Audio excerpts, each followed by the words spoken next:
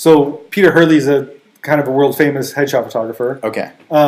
And so I think it's 7 or 8 years now when I first met him. And it was randomly through the... Are you familiar with F-Stoppers?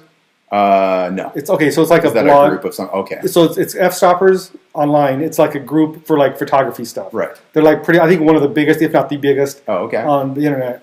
And so they had done a video for headshot photography. And then they had said in the thing, if you think you're a good headshot photographer, send this guy like 10 of your headshots. Oh, okay. And he'll critique them for free. Nice. And he was like a named photographer. Right. And so I was like, what's it going to hurt? Whatever. Right. So I sent him the thing, like 10 of my headshots. And then like a couple days later, he like calls me on the phone. And at first I was like, okay, sure, buddy. But then he's like, oh no, I got your photos and I just kind of, whatever. So we started chatting. And at that time, he was starting a thing called PH2 Pro, which was because, one, he was very expensive, still is. And so other people who necessarily couldn't afford his rates, he can refer people out to. Or if he was not going to be in that area, because he's in New York, so I'm here on the West Coast, so if he was not going to fly over here for a headshot or, two, right, he can refer me to the client and say, yeah, he's one of my people that I trust, and whatever. So that had started. And so I was the first mentor, because he had like a system of like associate, proteges, mentors. So mentors meant you can critique other people's work and help out other photographers. Nice. So when the whole thing started, I was one of the first mentors on there. And then it became Headshot Crew. And so now I think there's like over 10,000 or more photographers worldwide that are part of it. Right. And last year we had Headshot Mania down in California. Okay. And this, I guess I just heard that there's Headshot Mania too. And so, and I was a speaker at that thing where it goes, but yeah, so it was a whole headshot thing. And so I'm good friends with Peter. And so that's where it was like, and I was doing stuff with him. I shot a video series for him on the Headshot Intensive, because he does these workshops on headshot photography. And so he did a Headshot Intensive online. And I went to New York and was there for like 3 or 4 days shooting a video series on this Headshot Intensive. Oh, okay. And so you were online. shooting Peter talking about his thing. Kind of like a master class, for example. Yeah, okay. Correct. And so for anybody that like, into headshot at all or portrait work, like the Headshot Crew is like the #1 place. Okay. And it's still like, I still learn stuff from other people. Right. There, and I actually made the thing I liked about it is because I made some really good friends with people from all over the United States because of the Headshot Crew and because of Peter. Right. That I still, like, to this day, it's like, we'll go to an event, like even Headshot Crew, where I haven't seen some of these guys in months, and then it's like, we'll pick up right where we left off last time we met. Right. And everything's just, casual. And it's like a big group, and it's like everybody is helping each other, And there's not very many people that are very, ego-driven kind of like big head people. Right. So most of the time, everybody's pretty laid back, and everybody's pretty much like, like, I know I'm not curing cancer. I'm doing photography, I'm doing headshots. Yeah. It's not the end of the world if something goes wrong, Yeah. And so that's one of the things that's why I'm a part of that. And I think that's why, since I was one of the first mentors, and I still you get to grow with it. Yeah, that's amazing. Absolutely. And so, like, when I'm in New York, I visit Peter. If I had shoots, I'd shoot in the studio. He does the same thing when he's here. He's done two headshot intensives in Portland, and then he used my studio and stuff. And so it's been a really fun kind of relationship from. That's great. From when it was actually the first time it was like Google Plus conference. I don't know if you remember that. Okay. It was in San Francisco. It was the only one they ever did. Oh, interesting. Google Plus. Yeah, it was the Google Plus photo social conference. network. Yeah. Okay. So it was like they were trying to launch this huge photo thing. Okay. And it was going to be an annual event. Right. But it only happened 1 year. Okay. So what was the actual name of it? Google Plus? Yeah, Google Plus photo conference, I think. Photo conference. Okay. Something like that. Interesting. Yeah. Okay, so you were a part of that then. I was just there to, because Peter was going to be there. Okay. And he's like, hey, why don't you come out here? I'm going to be speaking here.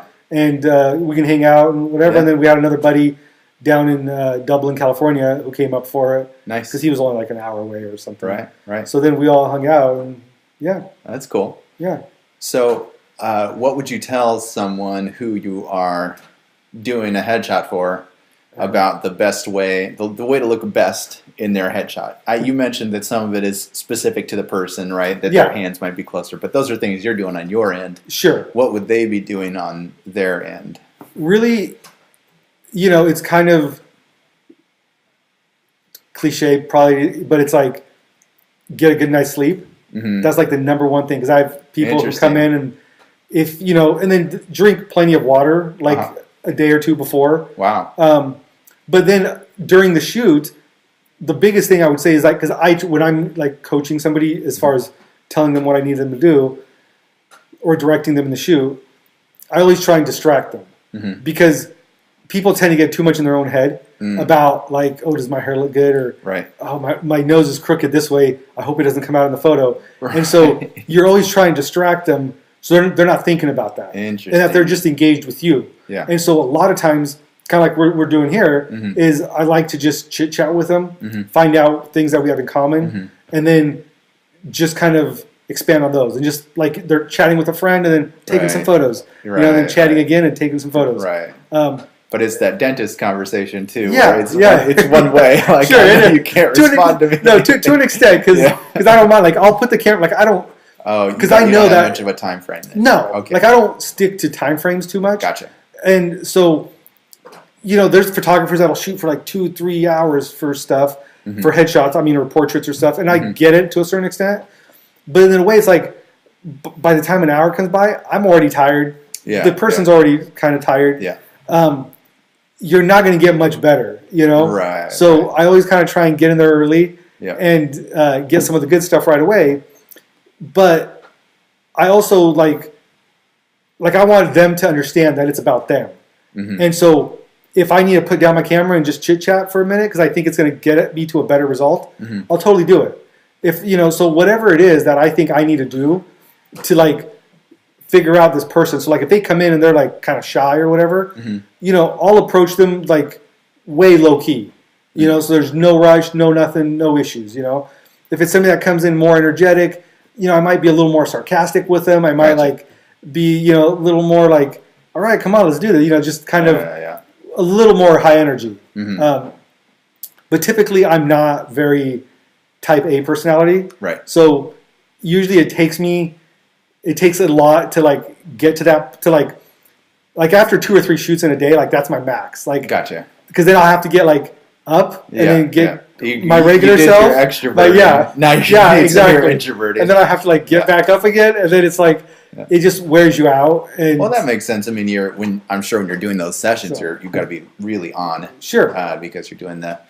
You're doing client interaction as well as light manipulation, photo manipulation, and trying to work with all these And then factors. you also have to be detail-oriented, right? Where you notice everything, like if a hair's out of place, or if something's weird on the person's face or their wardrobe, you still have to notice all that stuff too. And that's why when I first started photography, like 15 maybe years ago, all I shot was landscape because I was terrified of working with people. Oh, okay. And I was like, dude, landscape is just great stuff.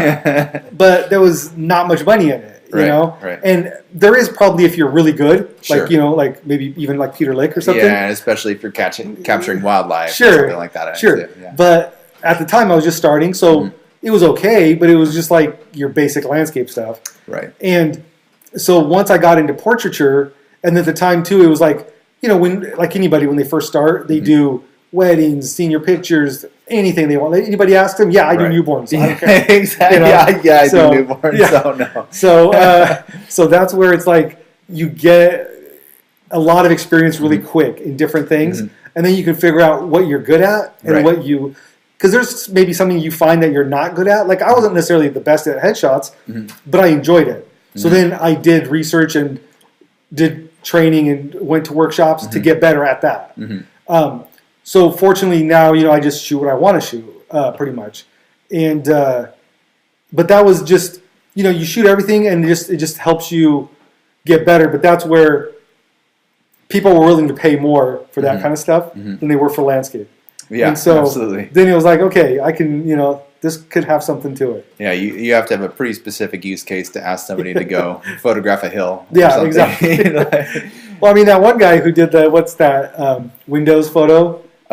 Sure. Remember the green grass with the blue sky and clouds? And I think he said you'd made like over 100,000 or some huge amount of money over the course of that being with licensing or with something. Licensing, yeah. That's great. That's great. Yeah, that reminds me of a famous one here in town is always that Nike logo that people talk about. I think the person made $75. Yeah, or something. I know. I think I read that too. Nike logo.